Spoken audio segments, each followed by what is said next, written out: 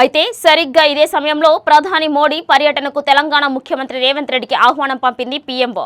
ప్రధాని మార్చి 4-5 తేదీల్లో ఆదిలాబాద్, సంగారెడ్డి జిల్లాలో పర్యటించి పలు అభివృద్ధి కార్యక్రమాలను చేపట్టనున్నారు. అయితే మొత్తము 15,718 కోట్ల రూపాయల విలువైన అభివృద్ధి పనులను ప్రధాని నరేంద్ర మోడీ ప్రారంభించబోతున్నారు. తొలి రోజైన 4వ తేదీన ఆదిలాబాద్ పర్యటనలో 6,697 కోట్ల రూపాయల పనులను ప్రారంభించి బహిరంగ సభలో ప్రధాని నరేంద్ర మోడీ ప్రసంగించబోతున్నారు. ఇక రెండో రోజు పర్యటనలో బేగంపేట విమానాశ్రయంలో 400 కోట్ల రూపాయలతో ఏర్పాటు చేసిన పౌర విమానయాన పరిశోధన సంస్థను ప్రారంభిస్తారు. అలాగే పలు హైవేల పనులకు శంకుస్థాపన చేయబోతున్నారు. 3,339 కోట్ల రూపాయలు ఏర్పాటు చేసిన పార్హదీప్ హైదరాబాద్ గ్యాస్ పైప్లైన్ ను, అదేవిధంగా 1,165 కోట్ల రూపాయలతో హైదరాబాద్ సికింద్రాబాద్లలో 103 కిలోమీటర్ల మేర చేపట్టిన ఎంఎంటీఎస్ ఫేజ్ 2ను, గట్కేసర్ లింగంపల్లి మధ్య కొత్త ఎంఎంటీఎస్ రైలును మోదీ ప్రారంభించబోతున్నారు.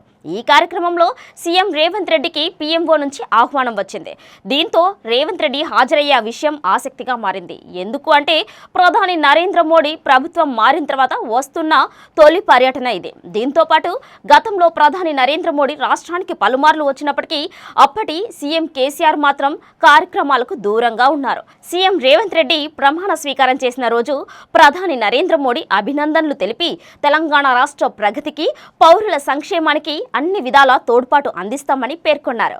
ఇక అలాగే రేవంత్ రెడ్డి కూడా ప్రధాని నరేంద్ర మోడీకి ధన్యవాదాలు తెలుపుతూ తెలంగాణ అభివృద్ధికి సహకారం కావాలని, కేంద్రం సహకారంతో అభివృద్ధిలో తెలంగాణను ముందుకు తీసుకువెళ్తామని అన్నారు.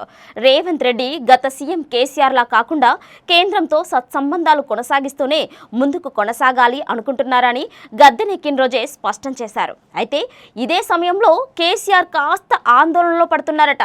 ఎన్నిసార్లు ప్రధాని వచ్చినా ఖరారు చేయలేదు.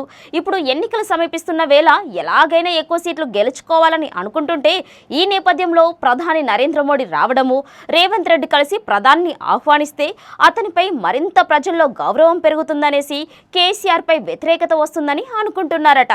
రేవంత్ రెడ్డి గౌరవప్రదంగా సీఎం హోదాలో ప్రధాని నరేంద్ర మోడీకి స్వాగతం పలికి ఆయనతో పాటు అభివృద్ధి కార్యక్రమాల్లో పాల్గొననున్నట్టు సమాచారం. ఇక రాష్ట్రంలో బీజేపీ విజయ సంకల్ప యాత్రలు జోరుగా కొనసాగుతున్నాయి.